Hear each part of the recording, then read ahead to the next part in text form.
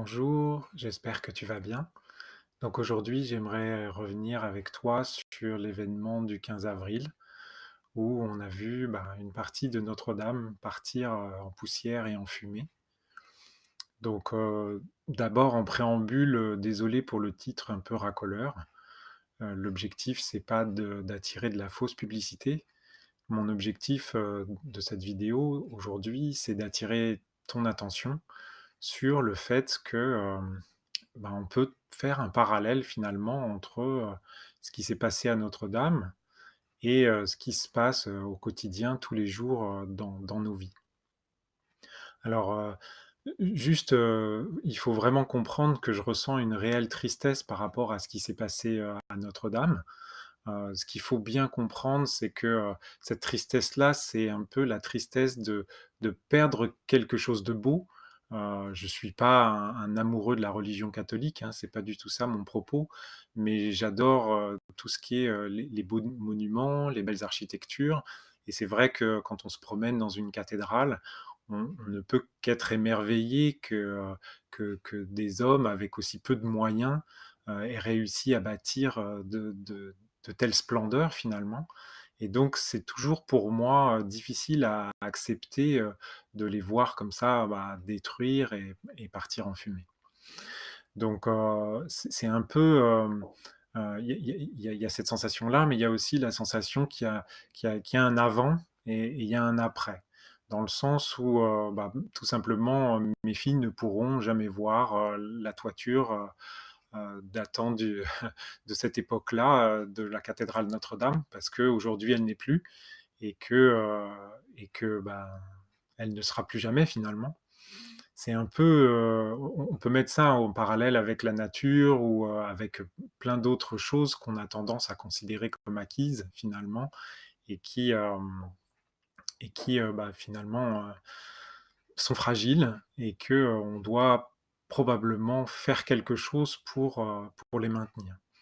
Alors le parallèle que je voulais faire avec nous-mêmes, alors si je baisse les yeux, c'est parce que j'ai pris des notes, j'essaye d'être le plus juste par rapport à ce que je veux dire, puisque c'est un sujet qui est important. En tout cas, je le considère comme important. Donc, en fait, je pense qu'il y a 2 aspects, un aspect négatif et un aspect positif. Je vais donc commencer par l'aspect négatif. C'est ce que je disais un petit peu tout à l'heure, c'est que, force de constater qu'on a un peu toujours tendance à croire que les choses, qui sont, eh bien, seront. Et ça, c'est intéressant de se dire que, parce qu'on dit tout le temps qu'il faut vivre dans l'instant présent et que par conséquent, le futur ou le passé, ça a pas tant d'importance que ça. En fait, je pense que, quand on dit vivre dans l'instant présent, ça ne veut pas dire, ne pas se soucier, du futur. Je pense que la vraie question, c'est: «Qu'est-ce que je fais maintenant qui est en accord avec ce que je suis de profond et qui perdurera, en fait. Donc, je ressens un peu, la beauté de cette cathédrale, je ressens, l'envie de la préserver, pour les générations futures. Alors, fondamentalement, qu'est-ce que je fais maintenant pour faire en sorte que ça soit réel, que ça soit concret, que ça existe dans la matière? Et, et ces dispositions que je prends là, maintenant, eh bien, elles vont me permettre de garantir ma cohérence entre ce que je suis aujourd'hui et ce que je serai aussi demain. Parce que ce que je suis au fond de moi-même, eh bien, ça va perdurer forcément dans le futur et par conséquent, si je suis en cohérence maintenant dans mes actions dans le futur, enfin, elles porteront un impact sur le futur qui me conviendra toujours et qui sera cohérent. Et je pense que c'est un peu comme ça qu'on peut construire son futur, c'est en étant cohérent à chaque instant dans le présent. Et, et en fait, ce que je dis là sur la cathédrale, finalement, c'est vrai aussi pour la planète, je l'ai évoqué par rapport à la nature tout à l'heure, mais c'est aussi vrai pour moi, en fait, pour toi aussi. C'est-à-dire que, heu et ça, je peux commencer finalement très simplement.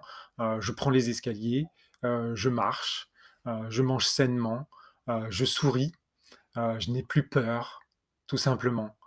Et donc cet instant présent-là, si on est cohérent, eh bien, on arrivera à construire un futur qui nous satisfera et un futur qui sera, toujours notre état de cohérence et qui nous mettra, dans de la joie et de la satisfaction. Et c'est vrai que pour avoir visité les cathédrales, pour avoir vu, les gaines électriques parcourir les pylônes, tout simplement pour que, la parole puisse être diffusée de manière, un peu plus, je dirais, un peu plus globale dans l'Église. J'ai du mal à me dire qu'on n'aurait pas pu faire la même chose pour installer un système d'extinction, par exemple. Sachant qu'on a une toiture en bois, qui, qui a une valeur unique. La preuve, aujourd'hui, elle n'est plus. Sachant qu'on a des cathédrales où on a déjà eu le problème, de mémoire, c'est Nantes, Saint-Denis, en tout cas c'est ce qui a été diffusé aux informations, et qu'on l'a remplacé par des structures métalliques. Donc on sait tout ça. On sait que si on continue à prendre l'ascenseur et qu'on continue à manger des pizzas tous les jours, notre corps va pas s'améliorer. Donc maintenant, agissons maintenant, simplement avec nos possibilités, nos moyens, nos réflexes de pour être en cohérence, en fait. Donc je ne vais pas m'étendre là-dessus, je pense que le message est passé. Maintenant, j'aimerais, parler du 2e aspect qui, lui, est un aspect, peut-être un peu plus positif, même si le premier est pas si négatif que ça. Je dirais que ce qu'on a pu constater, et moi j'ai vu ça par l'intermédiaire des news que je reçois aussi bien sur LinkedIn, parce qu'ils ont un condensé journalier quotidien qui est plutôt bien foutu. Et puis en même temps, on a pu voir, enfin sur YouTube, il y avait pas mal d'informations, de messages. En fait, on constate qu'il y a un élan d'empathie, de compassion, de générosité autour de cet événement. Les gens prennent conscience à travers le monde que la France a un genou à terre. Et, et ce qui est génial, c'est de voir que cet élan-là, eh bien, en fait, c'est on a la capacité d'avoir la même chose en tant qu'être humain. C'est-à-dire que souvent, dans la vie où les gens, à un moment donné, on est obligé de mettre un genou à terre et que c'est difficile. C'est pas parce que je pleure que la vie est difficile pour moi, c'est parce que l'émotion me submerge. Ne soyez pas mal à l'aise par rapport à ça. C'est simplement parce que je sens que je suis juste. Et que le problème, c'est que souvent, on n'a pas confiance en l'autre. Et que la douleur qu'on ressent à l'intérieur, la souffrance qu'on peut avoir, on n'ose pas l'exprimer. On n'ose pas, on n'ose pas la montrer parce qu'on considère que c'est une faiblesse. Et en fait, l'objectif, c'est pas d'inonder les réseaux sociaux de ces larmes, c'est pas ça du tout. L'idée, c'est simplement être juste, toujours pareil, être cohérent. Et comme les enfants qui ont mal parce qu'ils sont tombés par terre, se mettre à pleurer, ou inversement, trouver un moment magique et se mettre à pleurer, ça n'est pas une faiblesse, c'est simplement un signe qu'on est bien dans son corps. Et aujourd'hui, c'est vrai que le problème de cette faiblesse-là, ne, et comme on le masque, on se cache derrière des murs qu'on s'est créés, eh bien on ne laisse pas la possibilité aux autres de nous montrer leur compassion, de nous montrer leur générosité. Et je pense qu'un événement comme celui-là, il est bien pour aussi nous rappeler qu'à un moment donné, quand on a le genou à terre, eh bien, on peut simplement tendre la main vers l'espace, vers le vide, et attendre que quelqu'un nous prenne la main, quelqu'un nous aide, quelqu'un nous... Je crois qu'il y a une expression que c'est nous tendre la main, en fait, pour pouvoir trouver une main secourable. Et ça, en fait, je crois qu'aujourd'hui, dans la société dans laquelle on vit, on a oublié ça. Donc, je voulais profiter de cet événement qui est un événement un peu triste, mais qui va nous permettre de faire renaître de ses cendres un superbe monument. Eh bien, je pense que ça, c'est un bon moyen de se dire comment moi je peux devenir la meilleure version de moi-même.